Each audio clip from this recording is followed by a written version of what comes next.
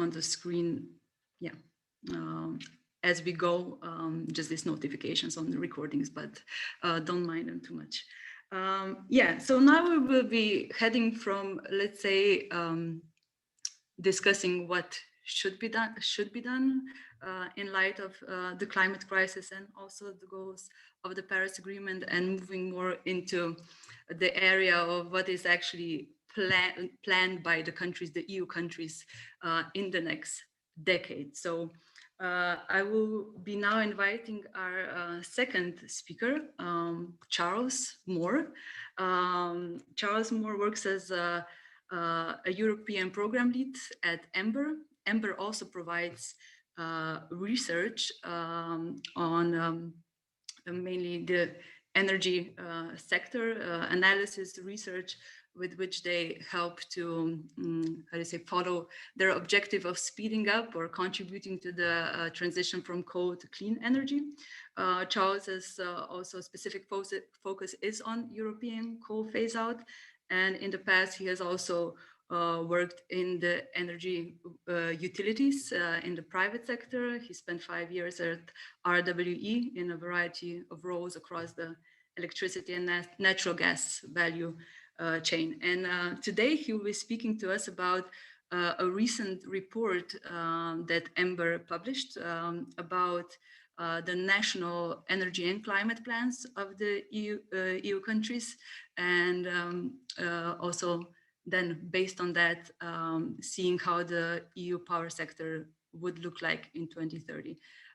So yes, without further ado, yeah, I will invite now Charles to take the floor. Thanks, Kasia. Let me see if I can share my screen quickly.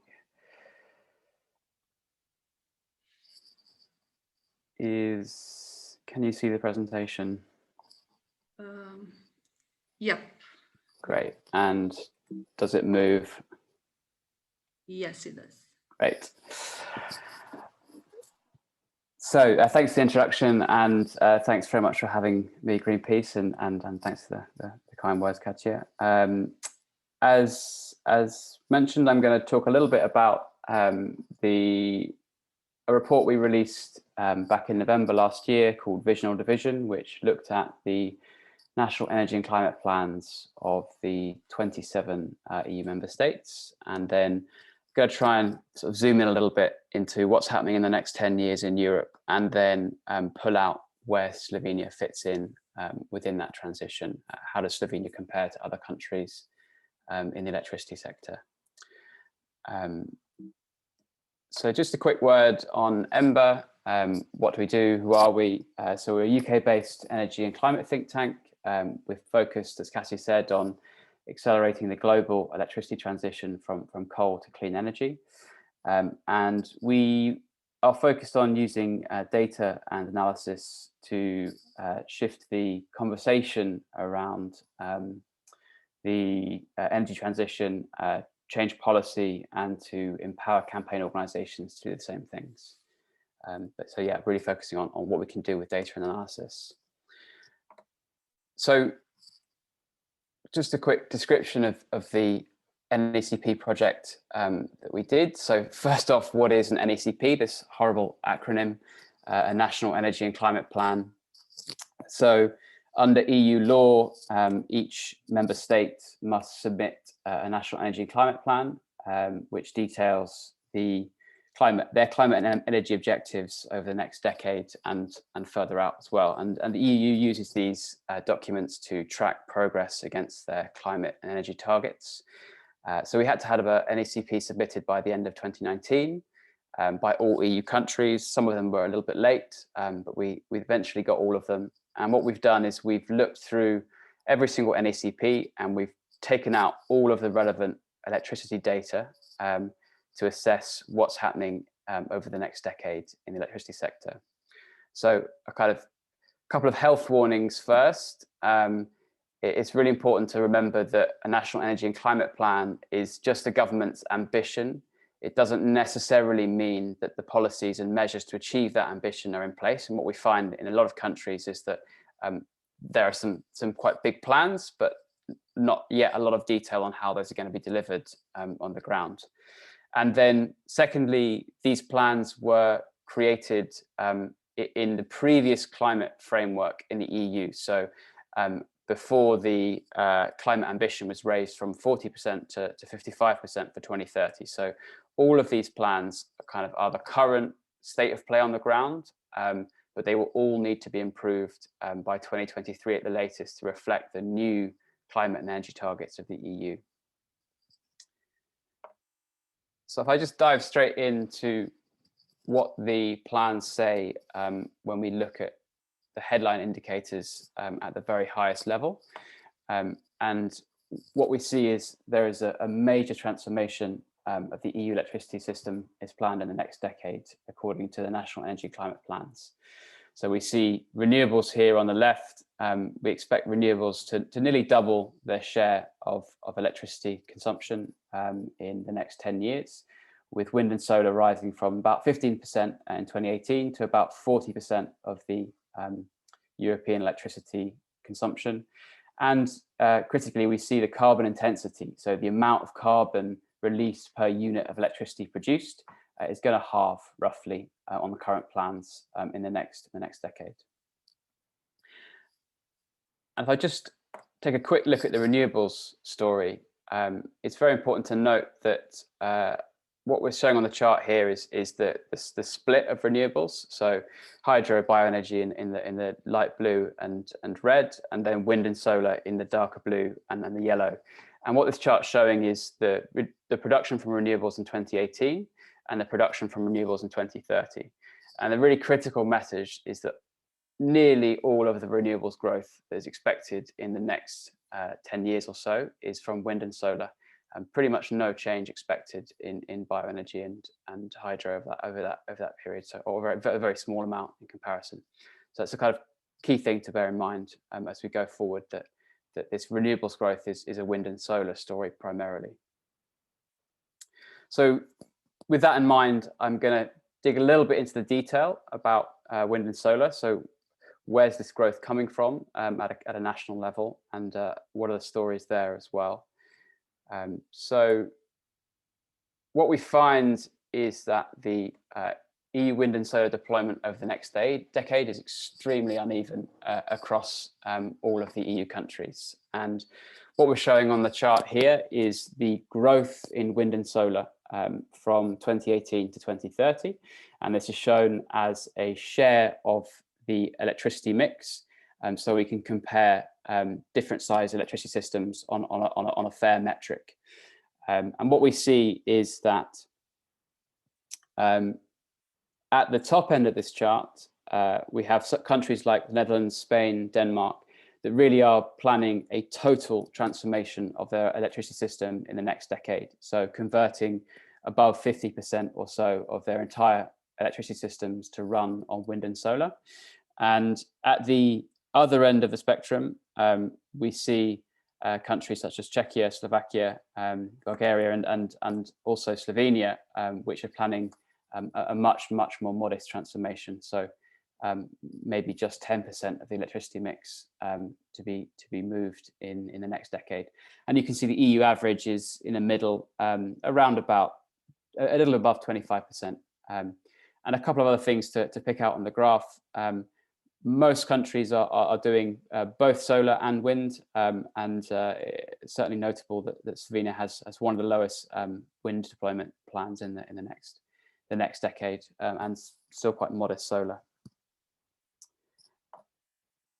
If we then look at what this means for wind and solar's overall role in the electricity mix in 2030, what we're showing on the chart here is in the grey is the share of electricity was coming from wind and solar in 2018 by each country. And in the red, we're showing the share that was expected to be coming in 2030 from wind and solar by each country. And again, you see that there's a really huge variation in how electricity is going to be supplied in just the next 10 years. So we see that on the left-hand side of the chart, leading countries, say the Netherlands, Spain, Ireland, etc., all getting well above 60% of their entire electricity demand from wind and solar. And then towards the right-hand side of the chart, countries, many countries, really not even getting near 20% by 2030. And the EU average, we're on track for about a little bit above 40% of the energy coming from wind and solar. And again, notably, Slovenia certainly towards the bottom end of the ambition scale for this particular technology or group of technologies. I just add on 2020 for reference, just to show how quickly things are changing. So the lighter grey dot is 2018, and then we add in just what we've seen last year in 2020 from the latest research that we've done. And first things to note is that in the countries where the transformation is taking place, so on the left-hand side of the chart, this build out of wind and solar into the grid is happening at a very, very rapid rate. There's a lot of progress being made in a short amount of time. And also, critically, most countries now are integrating higher shares of wind and solar in their electricity mixes today than a number of countries on the right-hand side of the graph plan for 2030, and Slovenia is one of those countries. So yeah, most countries having higher shares of wind and solar in the mix than Slovenia is planning for 2030. And if we put all these numbers together and add them up for the wind and solar story, what we find is that the plans from all the countries are not yet sufficient to meet the EU's climate targets. So what are we showing on the graph here? We're showing the historic generation of electricity from wind and solar between 2010 and 2020 in the black. If you continue the current growth rate, that's the dotted black line, is around about 38 terawatt hours a year. And the green dotted line is where you need to be to meet your climate targets according to the EU's impact assessment when they released the, when they moved the target to minus 55%. And then in the orange dotted line, that is where we will get to if all of the plans that are currently in the National Energy and Climate plans are realized on the ground. So while the green line suggests we need to triple the rate of deployment of wind and solar in the next 10 years versus what we've seen in the last 10 years, the NECPs, the National Energy and Climate plans, only suggest about a doubling of the deployment rate. So significant work yet to be done in increasing deployment to reach the climate targets that the EU set out on their own modelling. Of course, wind and solar isn't the only game in town. It's not the only story. And I want to just quickly look at what the National Energy and Climate plans say for renewables and see if there are any other trends that come out from that. So again, a similar chart we're looking at here for the wind and solar. So in the black dots, you're seeing the share of renewables in the electricity mix in 2018, and the green is the planned share of renewables in the electricity mix in 2030. So in the center, you can see the EU. We're on course for around about 60% share in the electricity mix by 2030. That needs to be nearer 65 to meet climate targets.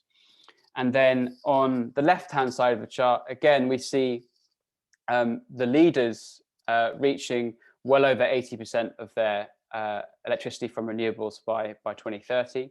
And then kind of countries that are moving a little bit slower on the right-hand side of the chart, really down to kind of quite low levels and significantly lower than many countries are using today. So again, the same story here is there's a huge spread in ambition on renewables across EU countries. And even once you include the main difference between this chart and the wind and solar chart is we now see hydro and partly a small amount of bioenergy as well. So the hydro countries perform a little bit better. So for example, Sweden, and you can see Slovenia's position has shifted to the left and moved up the ranking a little bit, which reflects the kind of relatively high share of hydro in the mix, but still below EU average on a total basis in renewables. And a final point on this, if we just look at the growth over the decade. So that's what we're showing in the green bar between, or just more than a decade, between 2018 and 2030. And we compare that to the growth that we saw in the previous 8-year period, 2010, 2018.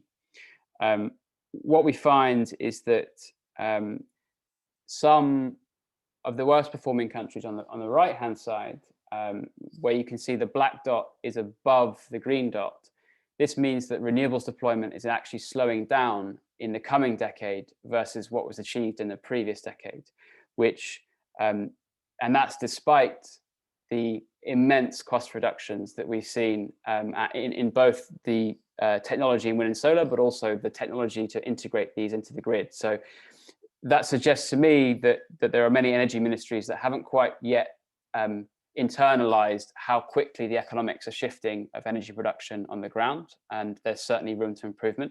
Slovenia, not amongst those countries, so significantly higher growth than is planned, than was planned from last decade. But you'll notice Slovenia is the only country where there was no growth in renewables at all in the last decade. So quite a lot of catching up to do, and not showing that yet on the current ambition for the next decade. A quick note on nuclear, obviously always a hotly debated topic. What we find looking at the nuclear story is that it is currently, although it is a source of zero carbon electricity, the analysis of the plans over the next decade show that EU 27 nuclear output is expected to fall by about 20% by 2030. And that means that nuclear is actually in structural decline over the next decade, and is, rather than helping, is actually hindering decarbonisation efforts over the next decade, because as nuclear declines, then even more renewables will have to be procured to fill that gap before you can start pushing out fossil fuels. And you can see on the left-hand side of the chart, that's mainly Germany that's leading the declines with the nuclear phase out. And then other countries, Spain, Belgium, also with phasing out nuclear fleet. And then some small growth on the right-hand side of the chart from other countries, Hungary and Finland. And a kind of critical thing to mention is that unless a nuclear plant is already at a very advanced stage of development, in which case it would be in the National Energy and Climate Plan already, because of the really long development times and the really long construction times and the risk of delay, it's very unlikely that nuclear will contribute additional decarbonisation in the next 10 years, simply from a timescale. And these, as seen in the previous presentation, these next 10 years are extremely critical in terms of driving down emissions, and nuclear very unlikely to contribute further. We need technology that will be deployed at a faster rate. Okay, and this leads me on to fossil fuels. What do the National Energy and Climate Plans say about fossil fuels? So the first thing to mention, and again referring back to the excellent previous presentation, the current plans for coal power in the EU are not compatible with the EU's 55% emissions target, and they are not compatible with a 1.5 centigrade compatible trajectory. So what are we showing on the chart here? In the left-hand side, it's all showing electricity generation from coal. And on the left-hand side, we're seeing the historic generation combined from all EU countries from coal. And we see things kind of hovering around, flatlining around 700 terawatt hours until about 2015. And then the coal collapse started. And we've seen coal halve in the last 5 years. So where we are today, 2020. And then what I've done to the right-hand side of the chart is I've sketched out 3 trajectories.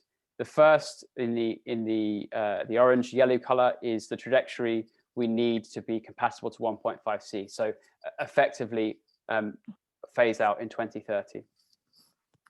The green line is the trajectory that we need to meet the EU's minus 55% emissions targets. And that is according to analysis of the EU Commission's own modelling that they released with 55% Green Deal ambitions. And then what we see on the blue dotted line is what the national energy and climate plans are currently indicating. So actually, we see very little change currently planned in the national energy climate plans in the next decade for coal, whereas we need to see an 85% reduction at least to meet 55% climate targets, and we should be seeing 100% reduction to get ourselves onto a 1.5C compatible pathway. And then what we see currently, so 85% is the 85 to 100% is the critical range, and currently Slovenia has in its NECP included a kind of more modest target of at least a 30% reduction in electricity generation from coal by 2030. So certainly some more ambition likely to be required there. I'm not going to talk about gas because actually relatively uninteresting from the national energy and climate plans. Broadly generation from gas is expected to be the same in 2030 as it is in 2020. So again, we have whereas it will need to start declining in the next decade. So again, further action needed there. But what I will do is pull both coal, gas, and other fossil fuels together into one chart to say, what does this mean for the use of fossil fuels in the electricity system in 2030? So what we're showing on the chart here is in the black is coal, gas in yellow, and other fossil fuels. So it's kind of mainly waste and oil and other smaller bits in the gray. And this is showing the share of electricity in each country that is generated by fossil fuels. So a couple of things to pull out. Firstly, you see as an enormous difference from the leading countries who, Denmark, Sweden, who pretty much by 2030 will have decarbonized their electricity systems. And the other end of the spectrum, Belgium, Poland, nearly 60% or more of their electricity coming from fossil fuels in 2030. Slovenia around about, but a little bit above the EU average by 2030.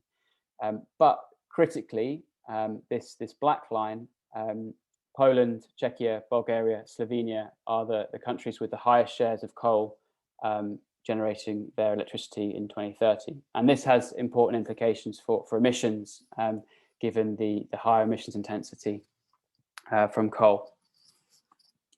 And then a couple of other interesting things, so kind of Belgium and Italy, certainly the largest shares of gas and electricity mix by 2030. And just to zoom in on Slovenia, given the audience, what I'm doing here is comparing the EU 27 electricity mix in 2018 to Slovenia's in 2018. That's the top two bars. So generally, what Slovenia has actually slightly higher than average overall renewables currently, given the historic, given the good hydro resources, and this green bar is mostly hydro. There's a little bit of bioenergy in there, but it's mostly hydro. But much higher share of coal than EU average in 2018. By 2030, you see that the EU, this blue and yellow bar, is massively expanding as wind and solar increases, and coal, the black bar, is shrinking a lot. And then if you compare that, the very bottom bar, to where Slovenia is currently planning to be in 2030, you see that Slovenia has a significantly higher share of coal than average, and that good starting position with higher renewables overall on average has been offset, and Slovenia has a lower overall share of renewables in the electricity mix than the EU average, despite having significantly better hydro resources than most countries. And if I just pull this all together into what this means for CO2, so a quick a quick methodology. So this is a very simplified calculation, and we don't include upstream emissions from fossil fuels, so methane leaks. So we're talking just about the CO2 from the stack, from the power station themselves. And I've put the table for some rough figures that we've used for lignite, hard coal, fossil gas to make these calculations. Given that we're looking at a period over the next 10 years, it's more than accurate enough for our purposes. And what we do is we use that and all the data I've shown you in the previous chart to calculate a rough estimate for the emissions intensity of electricity in 2030. So here is the amount of carbon dioxide produced per unit of electricity. So how dirty effectively is the electricity grid? And we see that, again, similar to the fossil fuel story, as this is just a reflection of the amount of fossil fuels in the mix, but also the share between how emissions intensive certain fossil fuels are.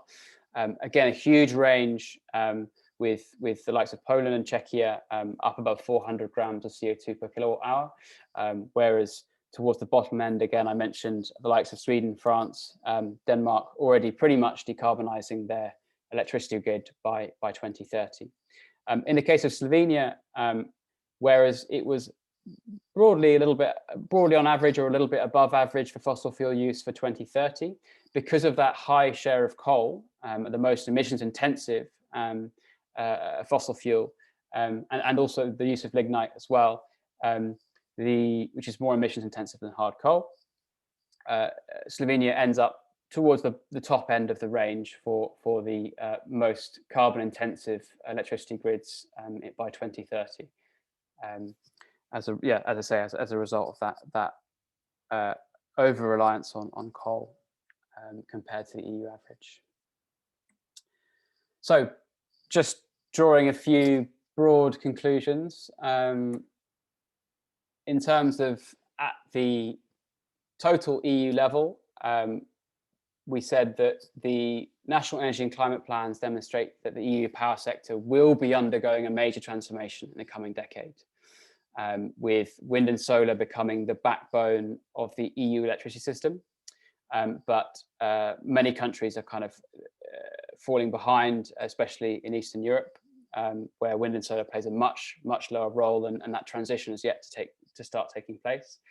And critically, the current plans we have in the national energy and climate plans for wind and solar, but also for the emissions intensity of electricity and coal use are not sufficient yet to meet the higher 2030 climate targets required for the EU Green Deal. So more ambition is needed from all countries to deliver the decarbonisation of the electricity grid, or the increased decarbonisation required for climate targets.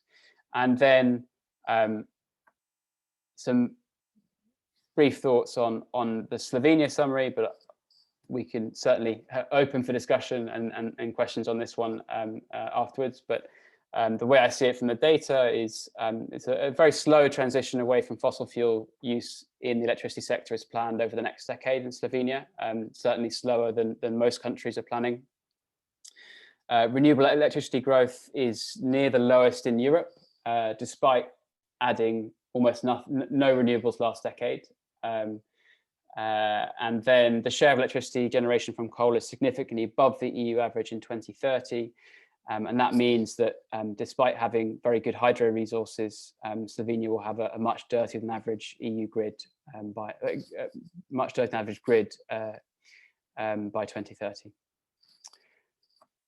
And then just a final plug, all this data is available on our website in open source format. So if you want to kind of dig into any of it, please do have a look, and any questions sort of after the presentation or any insights required, just please do let me know. Thanks very much for listening. Thank you, Charles.